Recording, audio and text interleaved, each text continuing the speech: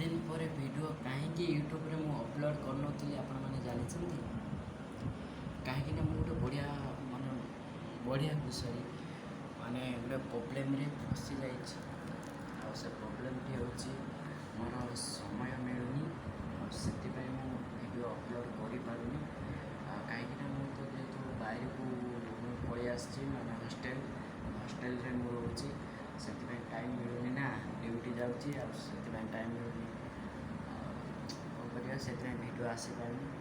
ଆଉ ଟିକେ ହଷ୍ଟେଲରେ ରହୁଛୁ ଖାଇବା ପାଇବା ଟିକେ ସୁବିଧା ହେଉନି ଭଲ ଲାଗୁନି ସେଥିପାଇଁ ଭିଡ଼ିଓଟା ଠିକ୍ ଟାଇମ୍ରେ ମୁଁ ଇଚ୍ଛା ହେଉନି ମନ ହେଉନି ଭିଡ଼ିଓ କରିବା ପାଇଁ ଆଜି ମୁଁ ଭାବିଲି ବ୍ଲଗ୍ଟା ସୁଟିଂ କରିବି ଆଉ ମାନେ ଆମେ ରୁମ୍ରେ ଯେଉଁ ରହିଛୁ ହଷ୍ଟେଲରେ କେତେ କଷ୍ଟରେ ଆମେ ରହିଛୁ କେତେ ବାଇରେ ଦେଶରେ କେତେ କଷ୍ଟ ହୁଏ କାମ କରିବା ପାଇଁ କେତେ କଷ୍ଟରେ ଖାଆନ୍ତି କେତେ କଷ୍ଟରେ ରୁହନ୍ତି ଏ ଯେଉଁ ଗରମର ମାନେ ମୁଣ୍ଡ ଖରାପ ଚାଲନ୍ତୁ ମୁଁ ଆପଣମାନଙ୍କୁ ଦେଖାଇଦେବି ଆମ ରୁମ୍ର ମାନେ କେମିତି ଆମେ ରହୁଛୁ କ'ଣ କରୁଛୁ ଚାଲନ୍ତୁ ଫ୍ରେଣ୍ଡସ୍ ଦେଖିପାରୁଥିବେ ଏଠି ଆମର ସବୁ ଡ୍ରେସ୍ ପ୍ୟାଣ୍ଟ ଅଛି ଏଠି ବି ଡ୍ରେସ୍ ପ୍ୟାଣ୍ଟ ଅଛି ସେଠି ମୋ ଡ୍ରେସ୍ ଅଛି ଏମିତି ରୁମ୍ ଉପରେ ଆଜବେଷ୍ଟ କିଛି ନାହିଁ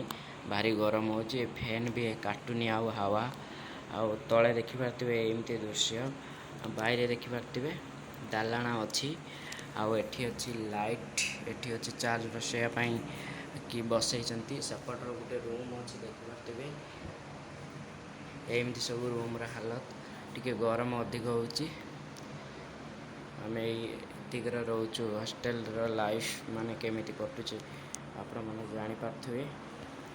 ତ ଆପଣମାନେ ବୁଝି ସାରିବେନି ଯେ ଭିଡ଼ିଓ କ'ଣ ପାଇଁ ଆସୁନଥିଲା ତାପରେ ବି ଟିକେ ମୋ ଦେହ ଟିକେ ଖରାପ ଥିଲା ସେଥିପାଇଁ ଭିଡ଼ିଓ ମୁଁ ଏତେ ଆଣିପାରୁନଥିଲି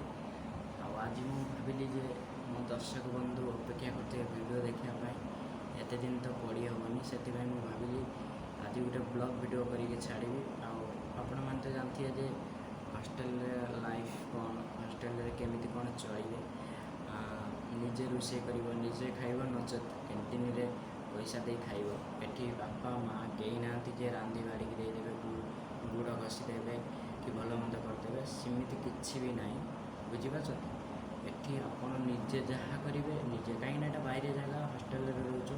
କେଉଁ ଫ୍ୟାମିଲି ରୁମ୍ରେ ରହୁନି କି ବାପା ମାଆକୁ ନେଇକି ରହିନି ସେ ଗୋଟେ ଅଲଗା ପ୍ରକାର କିନ୍ତୁ ହଷ୍ଟେଲରେ ଯଦି ଏକା ରହିଥିବ ନା ସବୁ ନିଜକୁ କରିବାକୁ ପଡ଼ିବ ନିଜେ ରୋଷେଇ କରିବ ନିଜେ ଗାଧେଇବ ନିଜେ ଖାଇବ ନଚେତ୍ କ୍ୟାଣ୍ଟିନ୍ରେ ଖାଇବ ଆଉ ପଇସା କାଟିବ କ୍ୟାଣ୍ଟିନ୍ରେ ଏସବୁ ଘଟଣା ହଷ୍ଟେଲରେ ମୁଁ ଅଛି ବର୍ତ୍ତମାନ ସବୁ ପିଲା ଅଛନ୍ତି କିଛି ରୁମ୍ର ଆଉ ସବୁ ପିଲା ଯାଇଛନ୍ତି ଡ୍ୟୁଟି ନାଇଟ୍ ଡ୍ୟୁଟି ମୁଁ କରୁଛି ଡ୍ୟୁଟି ସିକ୍ୟୁରିଟି ଡ୍ୟୁଟି ମୁଁ କରୁଛି ବୁଝିପାରୁଥିବେ ଆପଣମାନଙ୍କୁ ତ ଏଇସବୁ ଦୁଃଖ ଜଣେଇଲି ମୋତେ ଜମା ଭଲ ଲାଗୁନି ଖିଆପିଆ ଟିକେ ସୁବିଧା ନାହିଁ କ୍ୟାଣ୍ଟିନ୍ରେ ଡେଲି ଡାଲି ଭାତ ରୁଟି ବାଇଗଣ ସନ୍ତୁଳା ଏମିତି ପଡ଼ୁଛି କଷ୍ଟରେ ମୁଁ ଖାଇକି ଡ୍ୟୁଟି କରୁଛୁ ଭଲ ଲାଗୁନି ଆଇଁଷ ପାଇଁଷ ନାହିଁ ବହୁତ କଷ୍ଟରେ ବାଇରେ ଯିଏ ଆସିଛି ତାଙ୍କୁ ହିଁ ପଚାରନ୍ତୁ କେତେ କଷ୍ଟ ବାଇରକୁ ଆସିଲା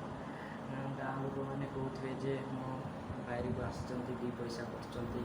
ଆଉ ହେଉଛି ଡ୍ୟୁଟି କରୁଛନ୍ତି ଖାଉଛନ୍ତି ପିଉଛନ୍ତି ଆରାମ କରୁଛନ୍ତି ଯେଉଁମାନେ କହୁଛନ୍ତି ନା ତାଙ୍କୁ ଦିନେ ବାଇରକୁ ଆଣିକି କୁହ ସେ କେମିତି ଲାଗିବ ତାଙ୍କୁ କାମଟା ଆଜିକାଲି କାମ ମାନେ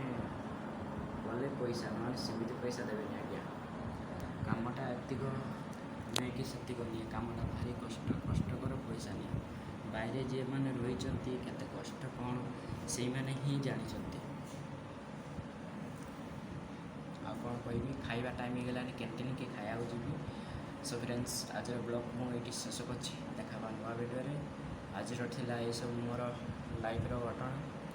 ମୁଁ ଟ୍ରାଏ କରିଛି ଡେଲି ବ୍ଲଗ୍ ଆଣିବା ପାଇଁ କାହିଁକିନା ଏଠି ତ ସେମିତି ସିନ୍ ନାହିଁ ଆଉ ସବୁ ନାଇଟ୍ ଡ୍ୟୁଟି କରିକି ଶୋଉଛନ୍ତି ପାଟି କଲେ ବିଗିଡ଼ିବେ ଆଉ ମୋର ଲାଇକ୍ କର ସେୟାର କର ସବସ୍କ୍ରାଇବ୍ କର ମାଇ ନ୍ୟୁ ଚ୍ୟାନେଲ୍କୁ ଟିକେ ସପୋର୍ଟ ଆପଣଙ୍କର ଦରକାର